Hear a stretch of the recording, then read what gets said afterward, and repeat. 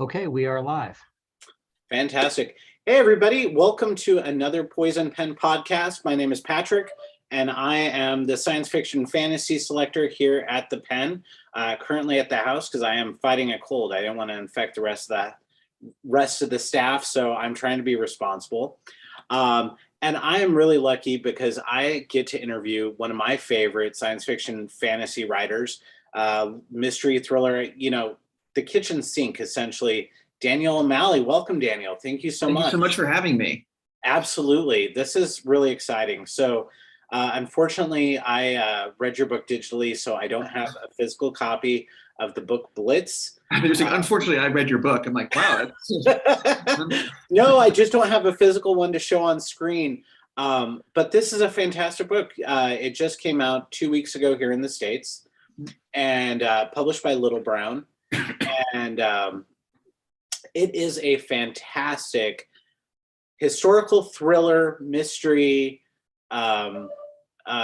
science fiction meets the X-Men sort of novel. It's really hard to explain. People ask the Check-A series, what's it like? And I usually say the X-Files meets X-Men meets, a great thriller FBI mystery. I mean, they're awesome. It kind of straddles I straddle the genres, which is the least dignified phrase ever. But so when I'm here in Canberra, which is a government city, people are like, "Oh, you write books. What do you do?" I'm like, "It's a supernatural thriller set in the public service." And because everyone here works for the government, they're all like, "Oh, really? That sounds, very interesting." You can see the ears perk up. But yeah, thank you so much. That's really kind of you to say. Absolutely. Now, it's really cool because the Check-A series has been turned into a television series. It was aired on Showtime not too long ago. I think they did kind of a mini series with it. And in this new book that you've published, it takes place both in the present and the past. Can you give us a little bit of information on Blitz? Sure.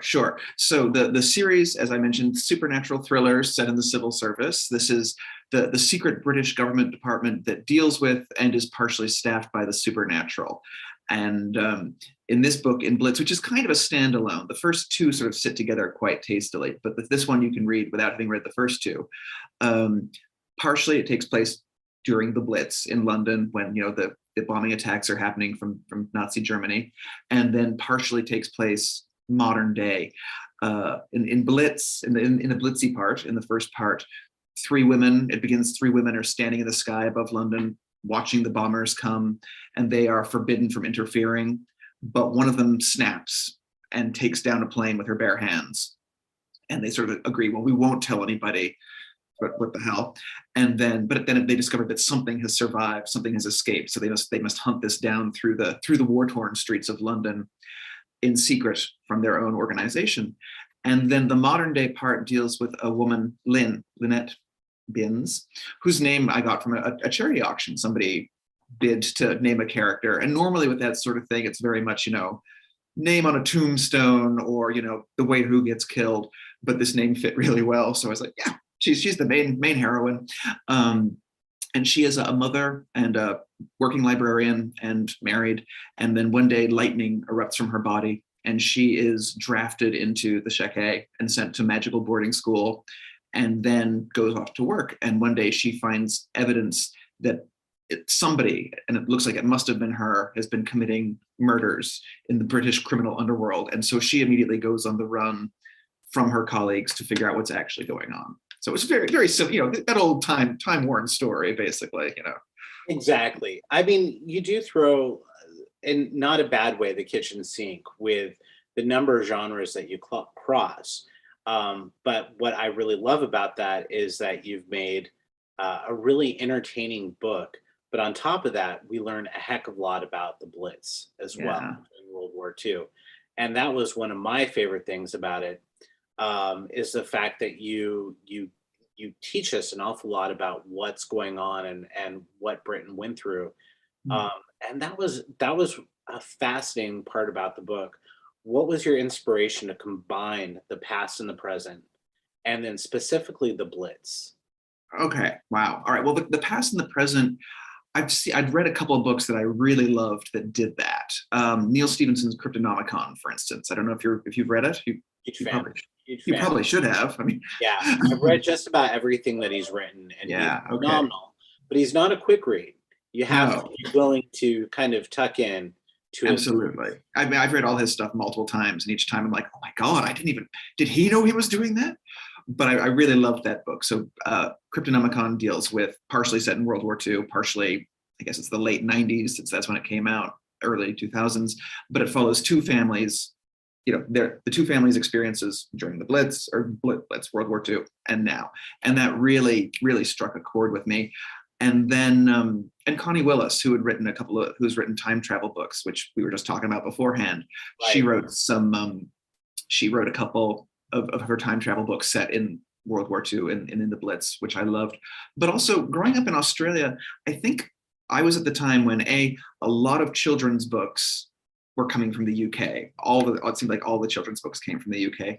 And a lot of them dealt with World War II, either because the author had been an adult in World War II or the author had been a kid in World War II. So like Diana Wynne Jones, who wrote, Howl's Moving Castle and whatnot, she had been a child evacuee, and that had fed into her books. And the first book of hers that I read was Tale of Time City, which is, I don't know if you've ever read it. It's a kid's book. It's I great. haven't. I just recently read Howl's Moving Castle, probably a year or so ago, Okay. and Yeah. it was fantastic. It really was one Yeah. of those books that you go back through and read as an adult, and you pick up an awful lot that I don't think you'd pick up as a child. Yeah, absolutely. Her books are so good. But try A Tale of Time City, and it deals with this girl who's being evacuated out of London and then is abruptly abducted into a science fiction story by two children from the Time City, which is a city outside of time. But it was that evacuation thing. There were so many books that I read that had World War II as a child as the background. Robert Westfall wrote some children's books, Blitz Cat, I think The Promise. There's a classic Goodnight, Mr. Tom by Michelle Megorian, which is about a boy who was evacuated. It's a beautiful story. And just a whole bunch of these. And they sort of seeped into my mind. Even Enid Blyton, some of her books have, I don't know if you're familiar with Enid Blyton, classic English children's novels, massively successful during her time. She wrote The Famous Five, a I variety am of not, things. unfortunately. It sounds like I should be. Oh man. Well, I've thrown some hat tip references to her work into Blitz. But anyway, so in the background, my mind was always, yeah, this is an important and exciting and an interesting and a weird time and good to explore. And also, I had written the first two books, and one of the established rules that I'd sort of established was, if you're going to have this army of people with supernatural abilities, why aren't they ruling the world? And, well, they work for the government and they're forbidden from interfering. And I had sort of thought, yeah, you don't interfere, you don't take down the mugger or whatever, fine. But if your city is at war, if your country is at war, and you know that there are atrocities being committed, can you actually stand by? Can you allow yourself to do that? And that was one of the things, a sort of a little thought experiment that I just had while I was waiting in line in a Subway sandwich shop. And I was like, wait a minute, this will happen. If you do, oh my God, yes, okay, I'll get that sub and a napkin and a pen. And it was just, by the time I actually got the sandwich, I had the bones for it sort of laid down. I really love it because you have really four strong female characters in this. You've got, in the present, you've got Lynn, and then you've got Pamela, Usha, and Bridget, who are the three kind of main characters throughout the past. Yeah. And Pam is the one, no spoilers within the first few pages. You're fine. She's the one who ends up snapping. And what really is so striking about it is it seems very out of character for her.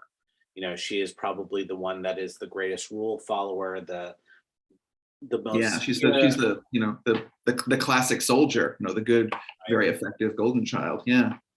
Exactly. And she just snaps, and she, the interesting part about that is it really leads her down this mystery. If she hadn't acted and done this one act, it wouldn't lead us to what we get to with Lynette.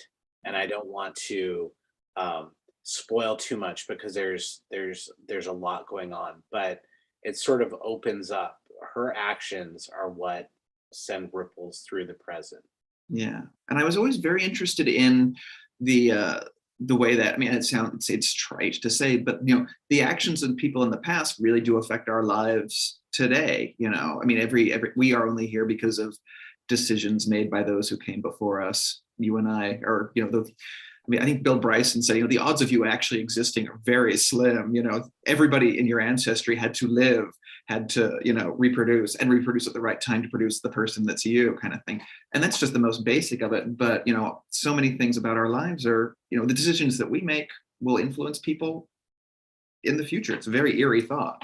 Exactly. Now, what made you decide that you were going to have most of your main characters throughout your book, whether it was Mafani and the Rook and in Stiletto, or your characters within the Blitz to be superpowered individuals?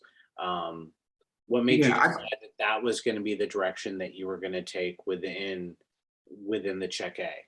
okay, the Rook started. I really had no idea what was going to happen. For those of you who haven't read it, shame on you. But also, it's available at all good bookstores, including, especially the Poison Pen. Um, the Rook is the first book in the series, and that opens with this woman waking up in the park, and she's surrounded by dead bodies, and she's lost her memories. And in her pocket, she finds a letter saying, "Dear you, the body you are wearing is mine. I knew this would happen." And I really had no idea what was going to happen beyond that. In fact, I started writing the letter. I've always loved amnesia stories. The Born Identity, The Long Kiss Goodnight. There was a British, not British, Australian, Jesus, Australian. Not every Australian, not every author was British. An Australian children's writer, Victor Kelleher, who wrote a book called Master of the Grove, which is the first amnesia book I ever encountered, and it knocked me on my. But I've always liked amnesia stuff, and I like the idea of, if you had amnesia, you having instructions and sort of guiding you. But that really led down all these questions. They opened these questions. Having written this letter, I had to answer them. I'm like, okay, well, how did you know you were going to lose your memories? Clearly, you have to have some knowledge of the future. Okay, so there's going to be either science fiction or powers, that kind of thing. And it just sort of kept opening up more things. If there are multiple people who could have stolen your memories, means there's multiple different people with powers. What do these people do all day? Why are they not ruling the world? Who pays for their therapy? Because they'd obviously need it, that kind of thing. And so, and I've always been a big comic book fan, huge comic book person, always loved individual weird powers. And I thought, okay, you know what? I want to write it like this. And then, of course, they're going to work for the British government. Why wouldn't they? Yeah. So from then on, it's always been a case like that. Everybody has their own specific power. Well, and it sort of makes sense. I mean, because we're all individual, we're all unique. You know, um, there could be certain similarities depending on phenotypes and genotypes, but really, Yeah. you've got to, and it makes it more interesting, obviously. But one of the cool things that I really liked with the Rook and what you've done with Blitz is you straddle these characters that really are pretty moral, but they have the option of A, going down a path that they shouldn't, rebelling, but it leads them down with a real uh, chance for character growth within their entire character arc. And I think that that would be really challenging because Mafani is not the same person at the beginning of Rook that she is at the end of Stiletto, for instance. Yeah. And certainly your characters grow and change. So, I mean, serious books often will have characters that are a little bit more flat. Yours tend to be a little bit more rounded. A, what's the challenge with that? And B, how do you make sure that that character growth happens? It's not always easy, especially because with so many of the superhero traits and tropes, you're kind of like, well, they have their power, they're defined by this. Um, how are they gonna, it's such an easy and convenient thing to slot them into and say, this is the person who does this, and therefore it's taken care of. I guess it's really showing how they react to their experiences, and their sorrows and their triumphs and so on, and also how they regard themselves, and how they think about themselves as much as they think about the world or their perspectives. There's always ones where you can say, well, they've changed because they've climbed to a higher position or they've vanquished the demon, but it's as much how they feel about that, what they think about it. I think that's how it makes them real for me anyway, is doing that. and also giving them significant moments of lack of dignity, which is crucial to my personal experience. I'm constantly doing ridiculous things. Yeah, Um, I think we get the most growth when we make fools of ourselves, right? God, I hope so. Otherwise, there really is no hope for me. So it's interesting. So you are a very deliberate writer, and it's telling within your books because of the amount of character growth, the amount of information you give us, um, and Blitz is not a small book by any stretch of the imagination. It's 700 pages. Yeah. But on the other hand, I'm going to caveat this. This is a great book. So 700 pages does not feel like 700 pages. I wanted more. By the time I was done, I wanted more. And that's a good sign for a really long book. This also took you a while. This took you 6 years, Yeah, this was a right? substantial, yeah, tome. Especially because for much of the time I still had a day job. I was working still with the Australian Public Service, and so a lot of it was written during the evenings or the weekends. Occasionally, I'd take some vacation time to write. I didn't actually get to go anywhere. So that always slows things down. I'm trying my hand at the full-time novelisting now, and it's amazing how much more you get written when that's what you're doing, as opposed to sort of motivating yourself after dinner. You're like, okay, I've got to do this before I can watch anything interesting, that kind of thing. Right, Um, exactly. Kind but of it is a big book. It's longer than I had anticipated, but it was really, and I think as much of that was from the decision to have two storylines, and I wanted to make sure that each one, had a full story. And by the end, I was like, I really have written two books here. This was not the wisest of decisions on my part. But it works really well together. I mean, you go back and forth between the past and the present. Every time that I finished a chapter in the past, I wanted to continue on with the past. And then you brought us into the present. And by the time we were done with the present, I wanted more present. So, Okay, I mean, excellent. that Good. keeps you reading. It's a good cadence to it. What's Sure. the challenge of bridging um, and keeping the reader hooked by switching time frames? Because that's a real challenge to do. Yeah, and I tried not always to just have everything ending on a cliffhanger, which is a good way to do it. But at the same time, everybody needs a bit of a break occasionally. And I generally have my stories, they'll have a certain amount of flow. It'll be like, just from my own innate, I'll be like, no, it's time somebody's ass was kicked. There's been a lot of discussion. It's time for a good fight scene or a good revelation, and this is the first book I've written that has a sex scene in it, which is, it's quite a vanilla sex scene. It's not anything outrageous. But in the back of my mind was the knowledge that my mom is always my first reader, and I was just like, this is going to be really bad. This will be traumatizing for everybody. But it wasn't. She kindly never mentioned it, which is enabled us to continue to have a relationship. But honestly, so when I have that flow of, okay, it's time for a fight scene here, I'm like, but I have just had one in World War II.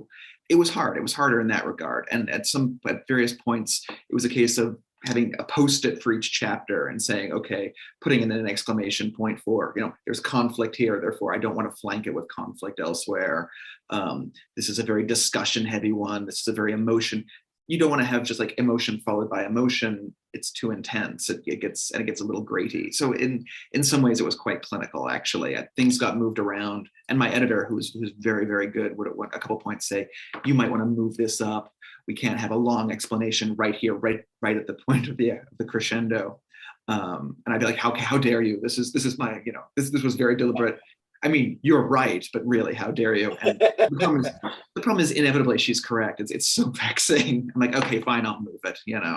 Well, now it works, but I'm not happy about that fact. Exactly. We're done with this conversation. You're Yeah, right. yeah. Yes, you're correct. The biggest challenge too is, it does take a good editor to kind of help you piece together those plot points to kind of help move things along. And I always say that, especially with books as complex like that, a good editor is necessary, because they're going to point out those flaws, not or areas where you can make it a little bit better, make it pop a little bit more. Yeah. Or I mean, one is when you've got your head in this book this whole time and you're writing it and you're writing it, and then eventually, she's like, you should probably tell them that this person's a vampire. And I'm like, did I not do that? She's like, no. I'm like, okay, yeah, we'll put that in. But I knew, therefore, doesn't need to be reflected. I don't know how many times I've sent something to Barbara, and she, our store owner, and she's sent it back kind of reworded just a little bit, and I'm like, I sound like a genius, thank you. It was all her. Absolutely. And they're so tactful about it too.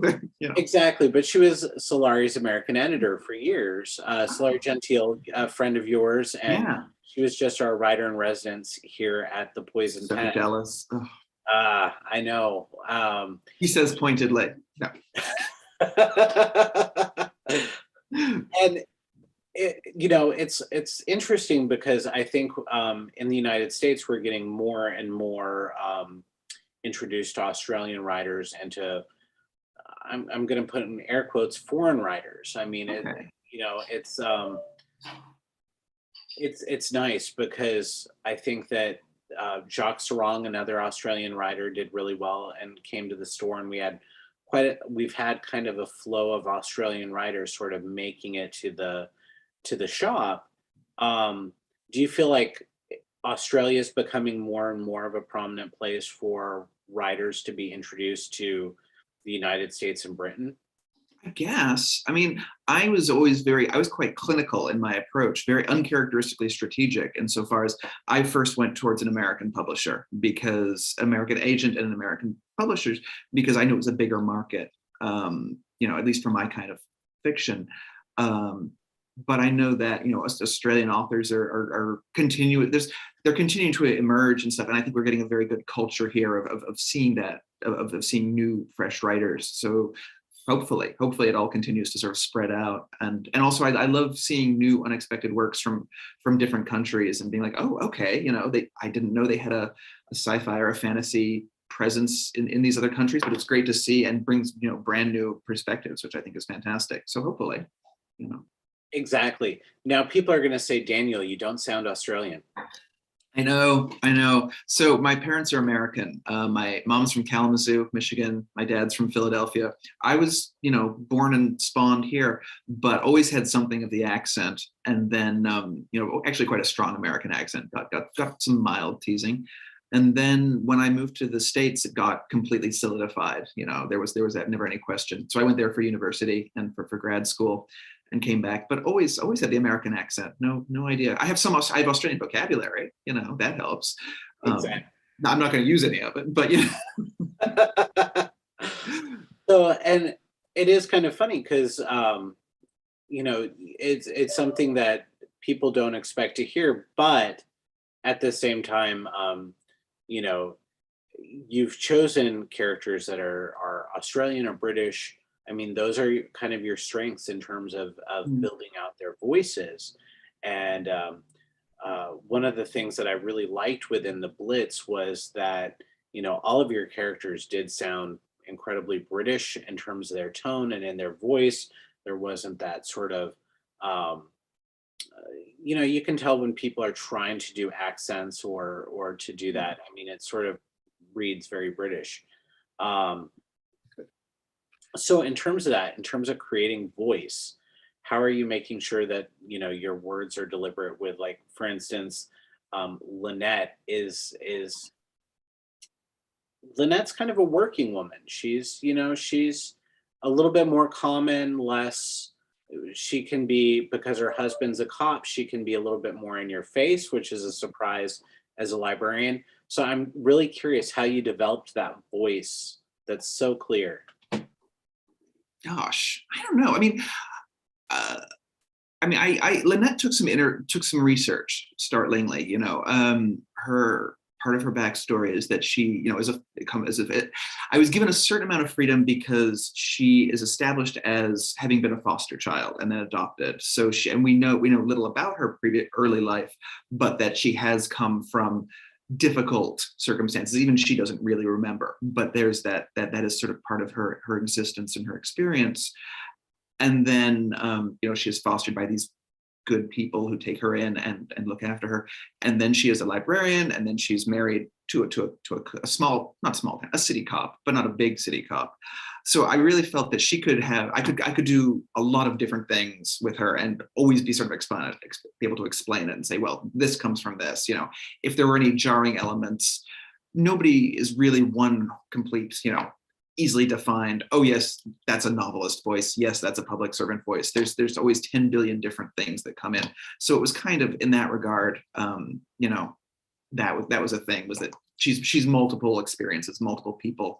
And you can see it at one point when she is, you know, she's a professional public servant now in the supernatural agency, you know, with her library experience, but she's confronted by something and has this almost atavistic, you know, childhood trauma that, you know, prompts her to act.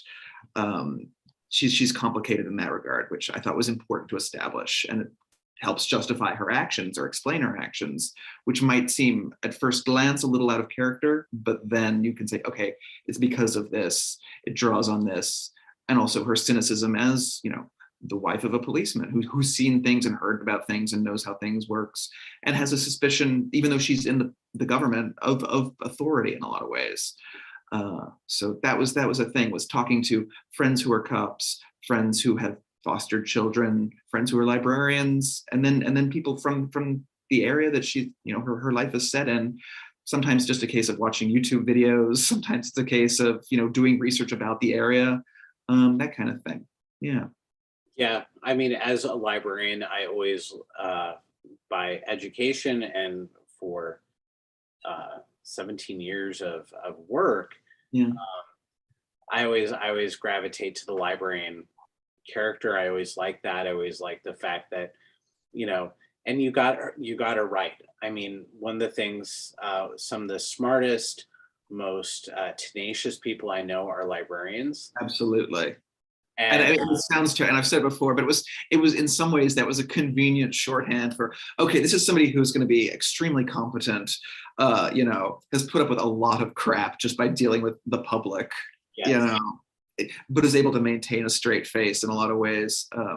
Yeah. If you ever want good stories, I always say talk to the librarian after work, because you can't say it in the building as a public servant, but you know, Right. at parties and stuff like that, you can get some crazy stuff going on of what happens in public buildings. Absolutely. And, you know, I'm not sure. Australia does have had a great show called The Librarians. No. That made its way over to the US for a while. You could stream it on Hulu, and I think you can buy it on Amazon Prime. But it is it's a very candid, and they must have done their research on libraries, because they were pretty darn accurate in some of the goings-ons, and it was, I can well imagine. it was a very office-like comedy, situational comedy. Excellent. I do most of my writing now at the National Library. I go there each day. If I stay at home, I'm not going to get much done. You know, there's too many distractions. But and I have friends who are, you know, work in the library, both as librarians and also some who are with security and stuff. But also, you know, you see the same. There's several people who are there apart from me every day. Like, okay, that person's working on the PhD. If you know what people's different things are, and then some, you're like, what is that person's deal? You know, there's like the guy who's typing loudly all the time, really, and you're just like, okay, I assume, you know, an angry manifesto of some sort, you know, but he's there every day. You know, there's exactly, or using the public computers. And so Lynette, I really gravitated to. I thought she was a phenomenal character. And speaking of which, you said just recently, you before we went on, that you went from being, you know, doing the full-time work, part-time writing. Now you're a full-time writer. Yeah. How what prompted you to decide, okay, this is what I'm going to be doing full-time now? It was a confluence of multiple factors, not least of which was, I think I can do this, you know. And I had really enjoyed my government work for a long time. I worked with really terrific people. I worked with the Australian Transport Safety Bureau, and that's like the Australian, is it not NCI, NTSB, these are the people who investigate plane accidents and train accidents and marine accidents. So they're very atypical. You think of a public servant going to their office each day and just sort of doing their public service stuff, but these were the people who would come into the office, do their work, and then get the call and abruptly have to go out into the middle of the wilderness, rappel out of helicopters down to accidents and investigate them. So, at the end of the day, you're sort of like, man, I had a day. I was working all this paperwork. And like, yeah, I had a day. I had to, wade through a swamp. Somebody had a shotgun in case of pigs, and we had to find this helicopter crash. And you're like, yeah, well, I had a lot of paperwork, So I really liked working with these people, and they were so brilliant. And in many ways, no specific individuals inspired me. I always like to say that, but the idea of these extreme public servants was always really cool. And then, the opportunity arose to try my hand at being the full-time novelist. And I thought, you know what, I'm going to see if I can swing it. So it's been 2 years now, just about, and it's been productive. And I miss the people, though. I miss those specific people, but B, I miss having people to bother throughout the day. The librarians, you can only come up to them so much and say, so what's shaking? And they're gonna be like, I'm trying to work. I do have to help these people. Exactly. So I miss that. The isolation sometimes is hard. We'll see how long that goes before I crack. I've been working, I have a day job. I work IT. This is actually my little office area that I sit and program. And then afterwards, I crave people and I go to the bookstore and I work there. So, because you've got to have a little bit balance is important, man. Exactly. And, the thing is that I love books. I love talking to people about books, and, programming I'm good at, but books are my passion. So I've got to throw a little bit of that in.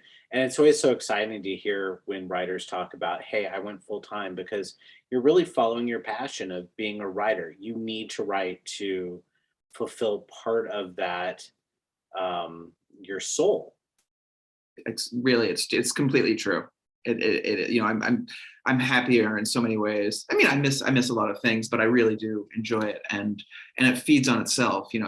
When you're contemplating something nearly constantly, new patterns, new ideas present themselves much more easily. You're submerged in it, and then when it happens, you're like, oh my God, mental. I've had a revelation. This is fantastic. This person's the murderer. It never even occurred to me. Exactly. Now, so part of the challenge now is you're kind of touring. You're doing your, this is a virtual tour for you, so you're not going as many places, but I'm sure you're still traveling around Australia to talk about Blitz, which is probably it's been a year and a half since you actually finished writing and doing all the edits and gone to print. Yeah, this was a little tighter. It happened. I think we finished it earlier this year. Okay. I think, honestly, that's the problem with being the full-time writers. It happened at some point. What day of the week is it? So yeah, it's been a chance to revisit it in a lot of ways, actually, as well. Like you said, and be like, question. I'm like, I don't actually know let me check. Oh yeah, this. And people wonder, well, why don't you talk more about the latest novel? And part of it is because hopefully what we're doing is we're getting you interested in reading it, and we don't want to spoil it for you, because this book especially, there's so much that happens throughout it, and there's such a great growth with your characters. But in terms of, if we talk too much about the mystery, I might spoil it. I don't want to spoil it. No, I appreciate it. But such a killer read. So when I was reading through this, I was getting feelings of like Graham Greene, Stephen King, a little bit of that Preston and Child sort of, because they also happen to do the mystery thriller with the tinge of the supernatural. Yeah, okay. So I'm wondering if these authors are some that you've grown to admire over the years, or. Oh, Stephen King, astounding writer. And my favorites of his are always the ones that are, I guess, more psychic based. I really like The Dead Zone. I love, Firestarter, those ones. He's got such an amazing voice and writes such a good variety of things. Graham Greene, I haven't read in eons, not since high school, but I guess it's in there. It's in the DNA. The writers I've you know, I always think first of George MacDonald Fraser. He wrote the Flashman books. Did you ever read Oh, those? yes. Those are phenomenal. They Exactly. are. They are. I mean, very much of their time, and cleverly written to show a different time as well. But also, he does such a good job of making historical places feel real and people feel real, like normal people, like real people. You know, he doesn't regard them with a certain too much awe, which I always thought was really great, and also showing that they can be quite unpleasant as well. I read a lot of historical fiction, so I've just been going through C.J. Sansom's books. Have you read his? Those are phenomenal. Matthew Shardlake, Oh, Tudor era. He's a hunchback lawyer, yeah. and I absolutely love those. If the audience has never read them, they're really worth reading. They're great. And I mean, he pop every 5 pages, he sort of reminds you how much everything stinks and how filthy everyone is, which like, yeah, it's important to keep that in mind, but it's the details of the day-to-day life. I mean, I did a lot of research for this. And one of my favorite books for the research, which I recommend to everybody, is Norman Longmate's book, How We Lived Then, which is all anecdotes. He put out ads in the paper saying, I want to hear your stories about day-to-day life during World War II. You know, it's not the soldiers, it's not the battles, it's people, schoolboys, it's people who run like fish and chips shops. It's, you know, everybody's experiences. And the little details in that are really what sold it for me. And it was a great effort not to just do everything that, you know, my editor was kind of like, we don't need every element. You know, it's not just a case of showing off your research. And I'm like, fine. But small things, you know, how women did makeup when they couldn't get cosmetics. You know, they're like, oh yeah, beetroot juice on the lips, seal it in with Vaseline, you know, draw a line down the back of your legs, it looks like you're wearing stockings, that kind of thing. And the experiences of, you know, the food shortages, rationing, you know, kids growing up and never having any sugar, never having weeping when they see a banana and are confronted with it. You know, what do you do with this? That kind of thing was very good, but also the day, making it seem very day-to-day life. You know, I've mentioned previously these kids who are told, okay, you can either finish your exam or you can go to the bomb shelter because the attack is happening, and they're like, well, I guess we better do the exam. You know, these are the finals. You got to take care of that. And a lot of that research was happening during the COVID lockdowns, and sort of put a lot of things in perspective. You know, people are like, how will we cope? And I'm like, it's terrible, it's dreadful, but you know, here's a different perspective on people not too far removed from our own experiences in terms of life. It's such a, you know, I think that, you know, the pandemic was terrible, but you're right. My dad grew up, you know, just post World War II. Okay. And, you know, one of the, and I had family that used to talk about the Great Depression, and then, you know, here having to ration during World War II and getting the you know, they had booklets where they could go and get a certain amount of meat each month, and you know, you're only allotted that. So quite a bit of that. And there is a really great World War II um, nonfiction book called The Candy Bombers that talked about Oh. some of the American soldiers who would actually rain down candy on the you know, they would deliver Oh candy. yeah, and like Berlin and stuff as well. Uncle Exactly. Wiggly Wings, he was the guy. He would fly the plane and do that. Yeah, Exactly. yeah. Really Uh, you know, and it was such a great way of getting people onto, you know, the American and British side by giving them candy, by giving them mm. things that they hadn't had access to in such a long time. um, was there anything that just really broke your heart when you were researching the Blitz? Because It's it is always, yeah. it's I mean, terrible. you know, there was so much tragedy throughout, and it's attacks on civilians. You know, it's schools getting struck by bombs. It's people, you know, losing their, you know, accepting a marriage proposal and then getting in a few weeks word that they've, you know, that the fiance has died, kind of thing. Constant losses. But for me, it's always the acts of kindness that get me the most emotional when I read about them or hear about them. You know, reading about a guy who goes AWOL from the army and, you know, goes home and the police come around and they're, you know, and then a neighbor says, look, he can't do it. You've got to be forgive. You've got to understand. You've got to take, you know, you got to cut him some slack, and they do. You know, it's stuff like that. It's when people are kind. The idea of the children being taken in from, you know, the evacuees or the refugees from Europe, you know, taken into households. Not all of it was a happy story. They didn't always go to great homes. But when you see some people becoming parts of the family, I read, oh, it's great, this, horrible little girl from, some dire urban place comes, and head lice and whatever. And then her mother comes to visit her, and they're staying in some relatively aristocratic home, and the lady's like, no, you must consider this your home, here, use this. And she comes in and they're sleeping on the floor. She's like, no, use the bed, it's fine. It's always the kindness and the understanding that really gets me the most cut up and the most distraught, and maybe a manly tear or two, because people are good. It makes me, that's the part that really gets me going. Exactly. Knowing that despite all the awfulness, and we could be awful to each other, that when we do those acts of kindness and acts of good, and that's one of the things that I really like about your characters, Daniel, is that even though they may suffer, they may have some bad things happen to them, ultimately your good characters are good. You don't have to worry about them going to the dark side. Yeah, that's not how I roll for these guys. Although I love a good villain, there's nothing more fun than writing a villain. They're always so much more, you're like, okay, this is gonna be great, But yeah, I can't do it for the mains. And I like the man. I don't think they come across as bland. Hopefully not, but No, they certainly, don't. Absolutely not. and they're tempted, but Oh, 100%. I mean, you know, Pam does what she does in the beginning chapters of the book because she's just royally ticked because off. I mean, yeah, there's, you're tired of dealing with it. Anybody's going to snap in that sort of situation. And I think well, if you had the powers that Pam did, I would think that, gosh, why wouldn't you?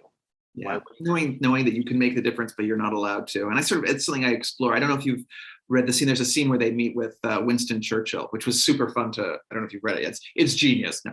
But it was super fun to write, and it really, I tried to explore the questions there very much. Is the war is happening. Why are you not doing more when you could? When you could so easily stop it. Well, yeah, it's kind of exactly? interesting. Yeah. And you wonder, I mean, how much would have, but you would have changed the entire history of your present day if that had Yeah. happened. And that Yeah. would have been a challenge. That would have been writing yourself into a well, I think. Absolutely. Did you? We mentioned the Flashman books, George MacDonald Fraser. Did you ever read his autobiography, Quartered Safe Out Here? No, I Um, haven't. Although I know Barbara and a few of our other staff members have. it's very good. I mean, he was a soldier in Burma and stuff, but his perspectives are, he's an educated person of his time, and his musings later on various elements of war are very thought provoking. There's it's a good read. I recommend it. What do you think is the most important part of science fiction and fantasy? I often say that it's, you know, uh, good usually overcoming evil. Mm, Although, I think that a lot of science fiction fantasy has changed over the years. I mean, we've got our grim darks in which we explore, human motivation. mhm. And I think that that's one thing that fantasy and science fiction does really well. What do you think is so important with that genre, with this genre? Why do we tell stories in that vein? Yeah, I think especially for science fiction, it's a chance for us to think about how technology changes us Yeah, and how it doesn't change us. And discovery changes us and doesn't change us. It sort of almost lays the groundwork in some ways. I think we're probably better equipped for the idea of aliens arriving than our forebears would have been in that regard, because we've had a chance to think about it. It's the tastemaker, and I know that it's not supposed to necessarily predict the future, because you're always going to get the details wrong. But I think it lets us think more effectively about how things could be and how things are. It always encourages us to look at what we have now as much as what what might happen in the future. One of my favorite science fiction writers is Peter F. Hamilton. Do you know Peter F. Hamilton very stuff? much so. Yeah, Yeah, genius stuff. I mean, just massive tomes. Thank God, because I love them. But he looks very effectively at, okay, if we have constant, if you have the chance at everyone having immortality and expansion in the Commonwealth saga, uh, is it just going to be life is a constant slog kind of thing? You know, that's one of the elements that really resound with me. I mean, and the alien invasion, of course, was very important as well. But exploring how we want to live our lives, really, you know, it's not too big a question to ponder just from reading a science fiction thing. It's important in that regard. And also, I think it really inspires people in all sorts of ways to how they're going to, what they want to do, how they want to live their lives. I think one of the things that, you know, I've really enjoyed about the Rook series, or the Check A series, and with the Blitz is really your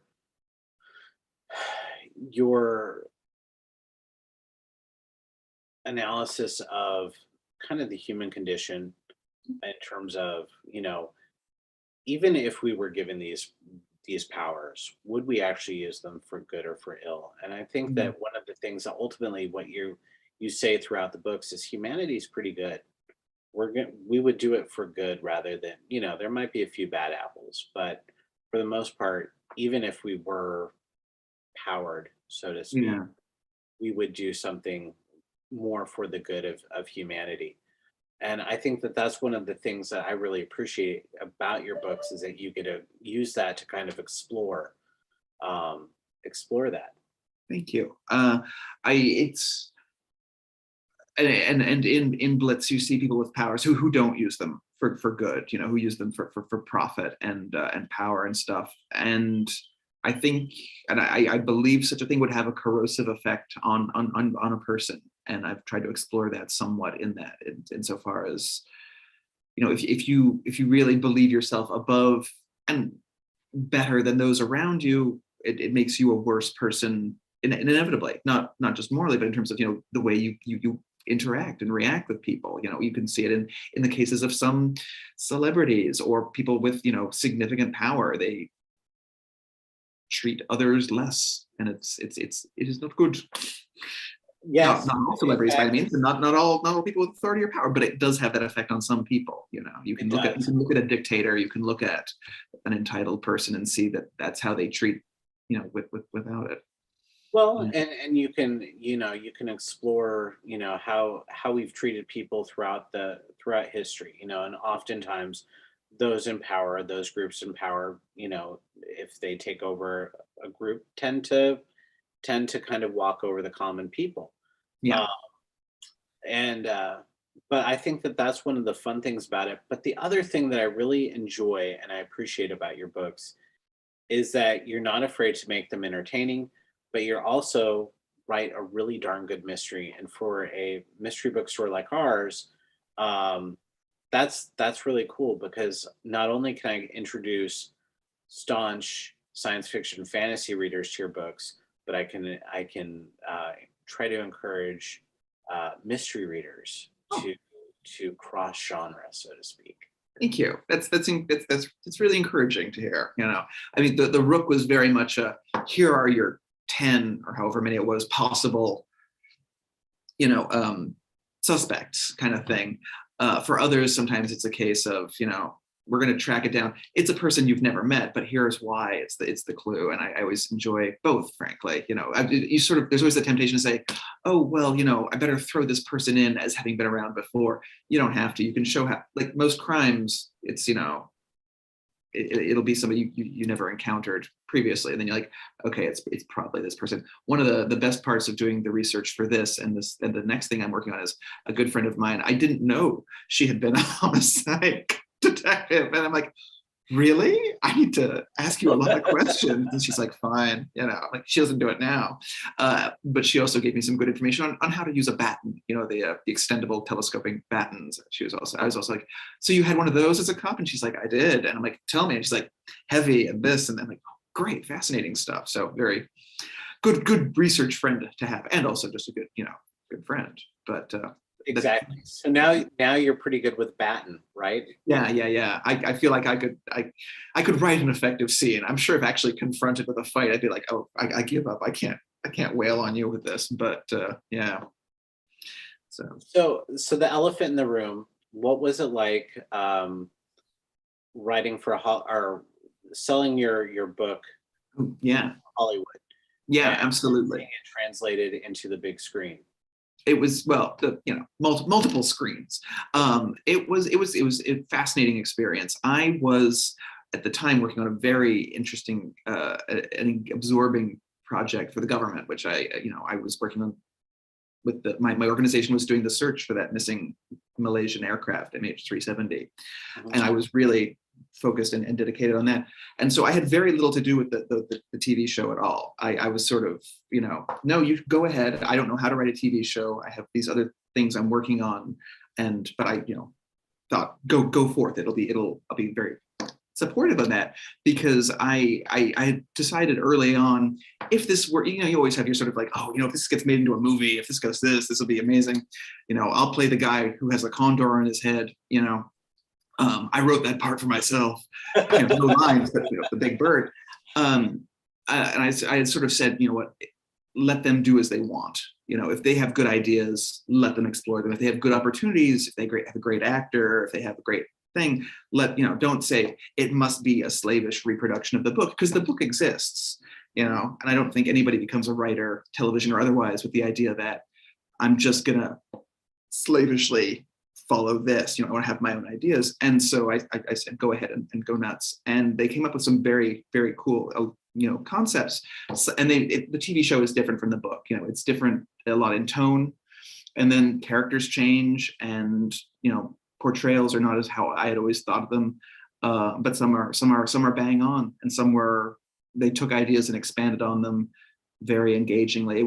I got to go and do a cameo, which was great. That was the only thing I insisted on. I was like, anything else is fine, but I want that cameo. And they had me over I went over to London, and I stand in a crowd and look at that. The main actress who's playing Miffany comes in wearing a very startling gown dress to the party, and I do this. That's my reaction shot. That was the extent of the role, but it was a great experience to go see it being done. At one point, the Gestalt characters, for those of you who haven't read the books, Gestalt is a hive mind. It's 4 siblings who share a single brain, not brain, but mind. It's not a case of reading each other's thoughts. It's one entity with 4 bodies. And at one point, they walk down the hallway towards me in unison, and I was just like, oh, this is really freaking me out. That was a very vivid experience to have. And seeing interpretations of characters was great, so that from now on, whenever I write a certain character, Linda Ferrier, I do it with Jolie Richardson in mind, because she pulled that character off with incredible elan, and I just sort of, when I first met her, I wanted to do a little bow. I'm like, I probably shouldn't do that, but it was instinct. She brought so much authority to the role, and there were so many great actors, and everybody was so welcoming. It was almost like it was being done for my entertainment value. People were like, I got to watch a story of the Rook where I didn't know what was going to happen. And when things, I was like, oh, okay. I can't take anything for granted. So it's great if other people, you'll get a kick out of it, but I'm getting a real kick out of it because I don't know what the hell is going on.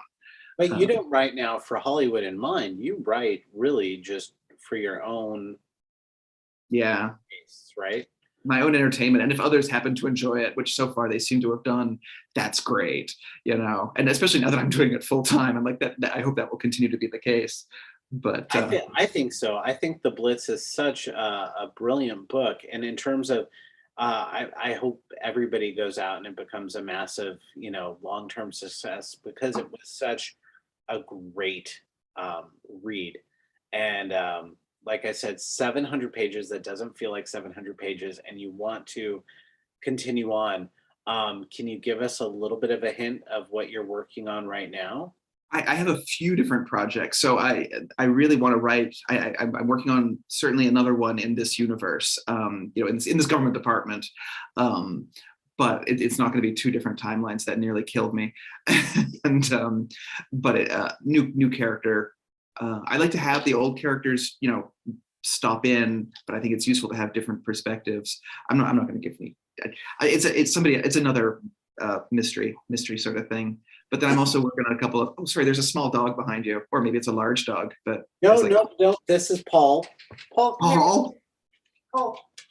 He comes with me to the store. He's 12 years old. Hold on, just a second. Hey, bud.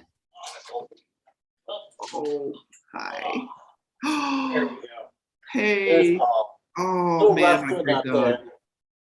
Mine is Yeah. out lying in the sun. My Sally O'Malley is lying out in the sun. I'm like, Sally, and she's like, no, I'm not coming to you. What a nice looking dog. And he He comes with likes you to the to, store, you said? yes. So if people ever want to meet Paul, Paul's always with me.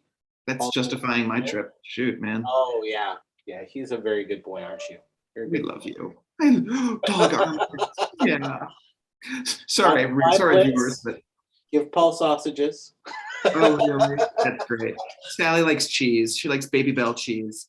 Um, that's nice, and it's great. You can take him to the store. That's really cool. Yeah. He's older. He's 12 years old. He's got a heart condition, which is why you hear him cough from time to time, and he takes a little bit of medicine. And I'm his emotional support human. So Nice. yeah, yeah, he doesn't like to be left home alone, and frankly, I don't blame him. Who Yeah. would want to? It's less interesting. Well, I mean, you assume he just like gets online and gets into flame wars. Probably works on his novel. He does. Yeah, we don't want that. I don't want him out shining me. Yeah. Oh my God, this is a weird manifesto. This really is. He's very strong opinions on the free market. Right? Yeah. Patrick, you have to be online.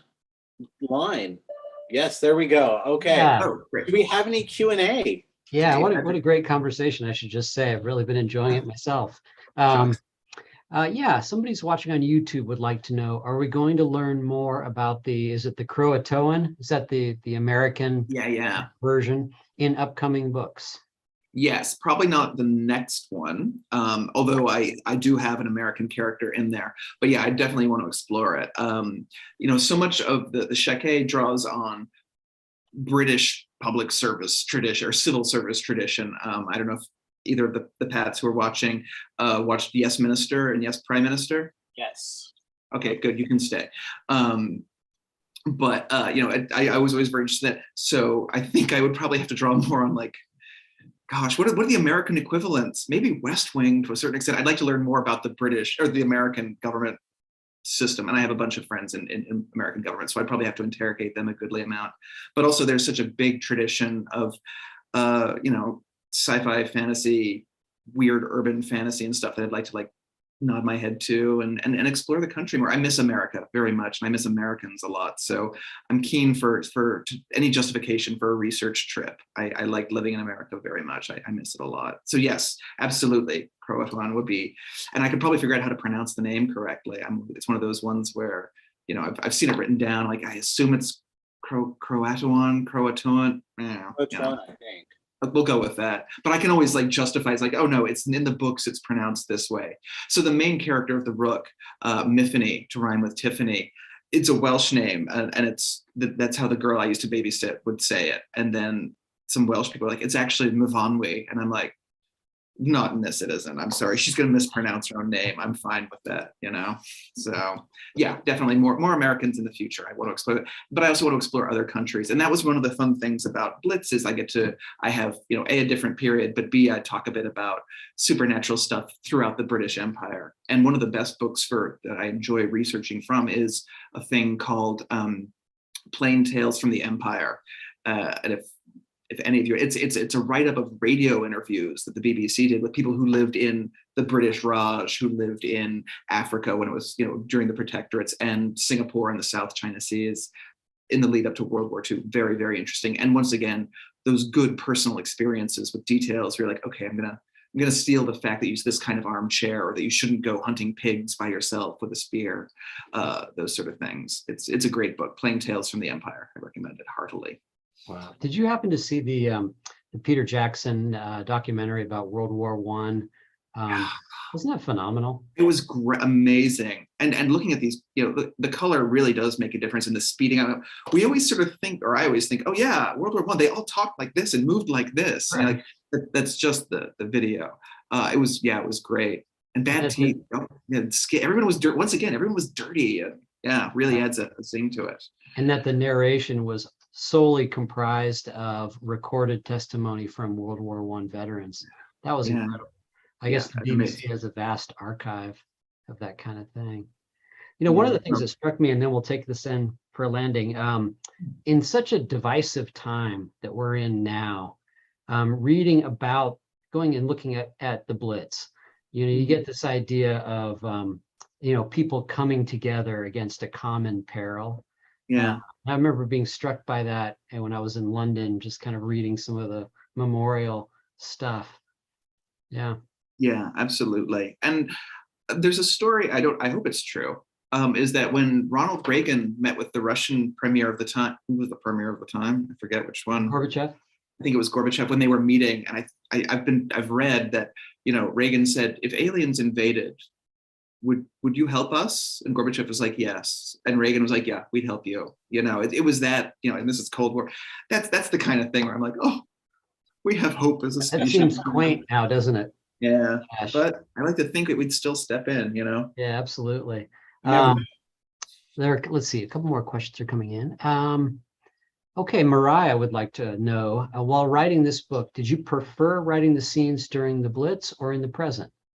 I always find whatever I'm not writing, let me put this, so I also write, I'm working on some historical fiction as well. Whenever I'm writing supernatural stuff, I'm always like, oh, you know what, it's so much, historical fiction is so much easier. I just have to I don't have to make anything up. All the details are there.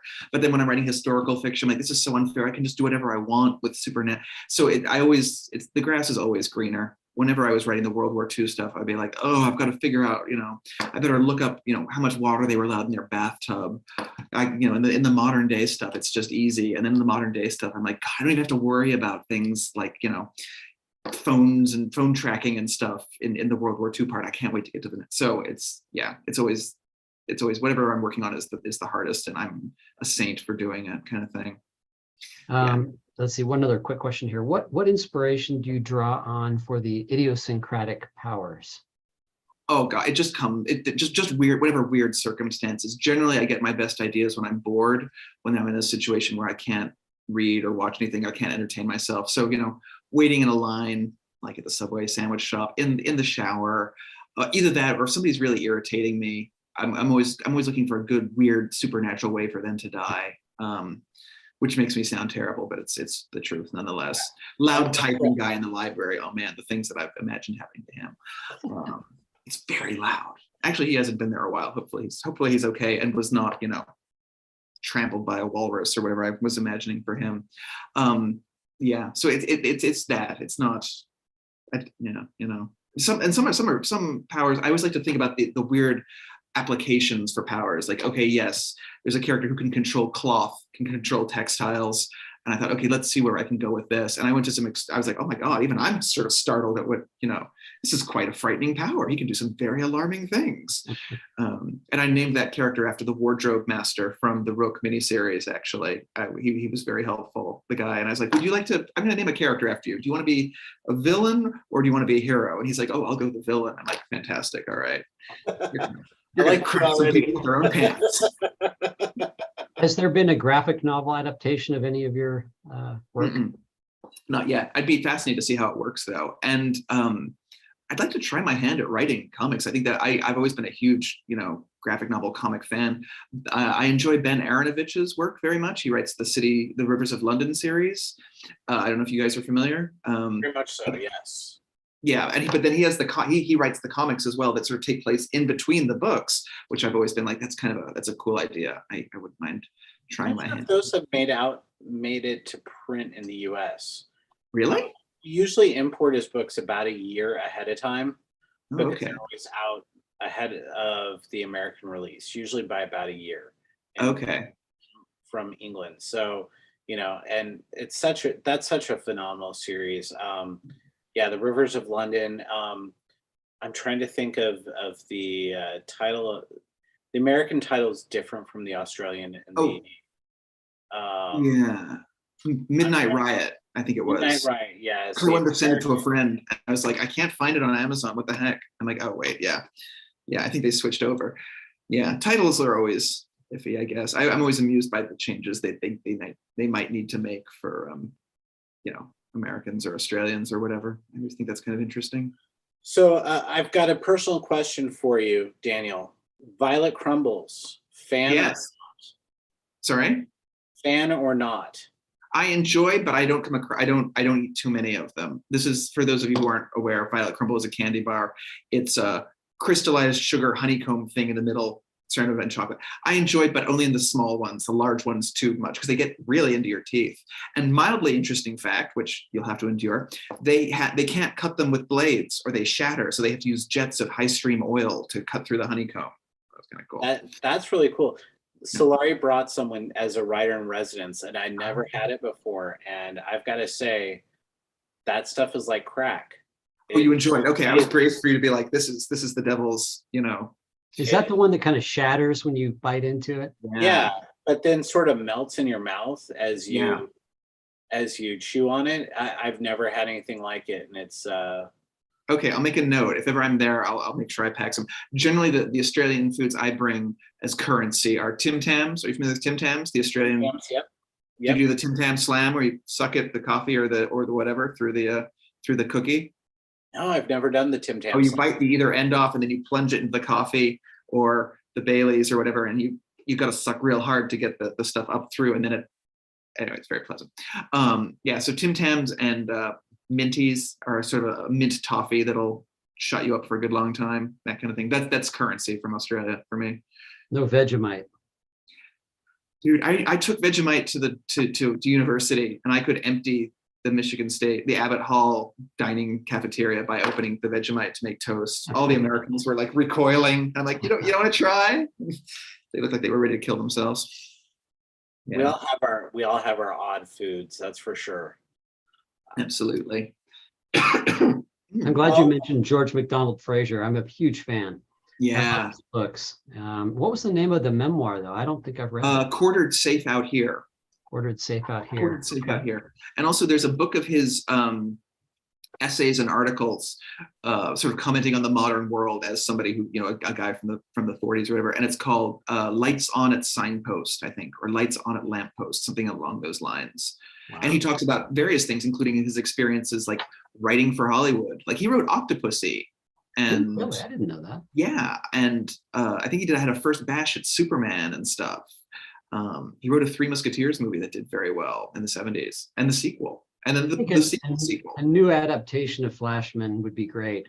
If they did it well, I mean, Flashman himself is such a, has such horrendous opinions on so many things. I think at the moment, it would prompt a lot of responses. He despises everybody for whatever, for everything. So but I enjoy the books immensely. Well, just the idea of, this kind of coward rake who bully, loses and whores his way through decisive moments and European history. He's like the last guy that survives the Battle of Little Bighorn in one book. And the great tragedy is we never got the Civil War one where he's decorated by both sides. Oh, that's right.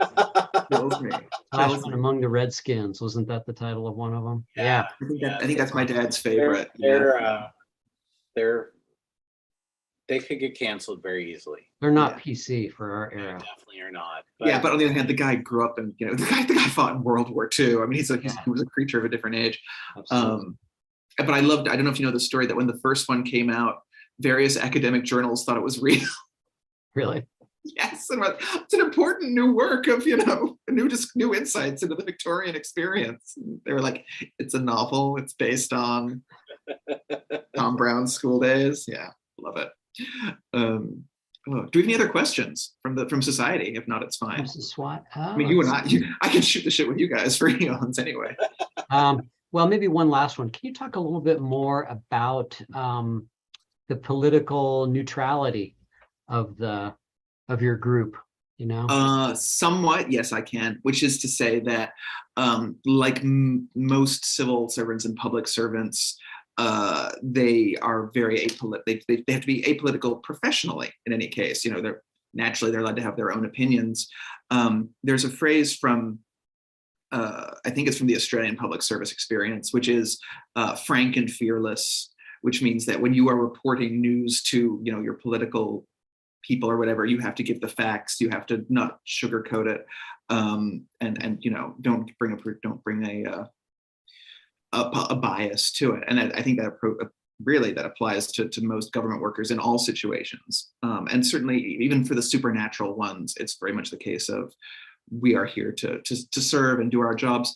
But it helps also that my characters, they are in many ways separate from society. I've tried to make it clear that they occupy a strange legal situation. They can't vote, they can't travel overseas because they're weapons of mass destruction, and their presence has significant implications, even if it's secret.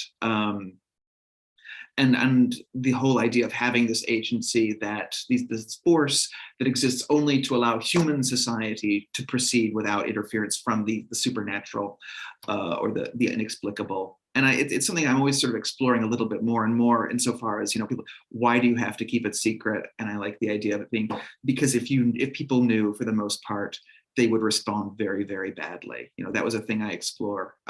Lynette, the character, goes from you see her going from having her normal civilian life to being exposed to all these things, and saying it's appalling that you would take children from their families, and well, we have to for these reasons.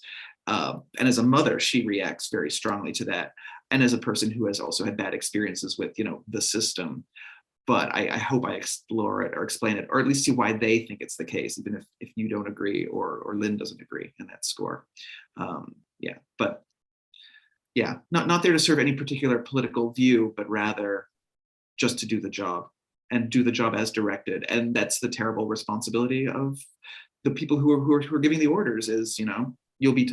I think that I forget where I read it. Somebody described, it's not the job of the sergeant to question the orders, it's just to carry them out. And somebody says, I've seen, commanding officers reduced to nervous wrecks because the sergeant just continuously agrees to do whatever. Yeah, I'll do it. Yeah, I'm not going to give you any feedback, but I'll carry out your orders.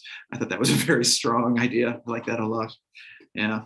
So your characters are forced to make some very tough choices. Yeah, but also, it's as much forcing themselves not to act when they want to, when they could. And that's the instigating thing of Blitz. Is the first part is, why have you done this? It's forbidden from doing it. And that's a thing. Nominally, these are set in our world, although, there's significant changes. But how can things remain secret if people are if the Sheke and their are not keeping a low profile? They have to let history sort of go on. Yeah. Well, PK, you want to take us out? Absolutely. Daniel, when people are interested in, after they watch this, they want to get more Daniel O'Malley, where can they find you? Well, so the first two books, as I mentioned, are available at all good bookstores, particularly the Poison Pen Press. Bless your boots. And I'll continue to work and produce more as swiftly and as I can without compromising, the quality, and also, my own inherent laziness on that score. The TV show, the miniseries, which is different but is very good and is something of the same, is available on some streaming service in the States. I believe it's on Stan. I believe Stars. Stars was it? Stars? It's Stars. Yeah, I knew it was another SP. Correct us if we're wrong. I believe that's good. They certainly made it. Who knows what the situation is now?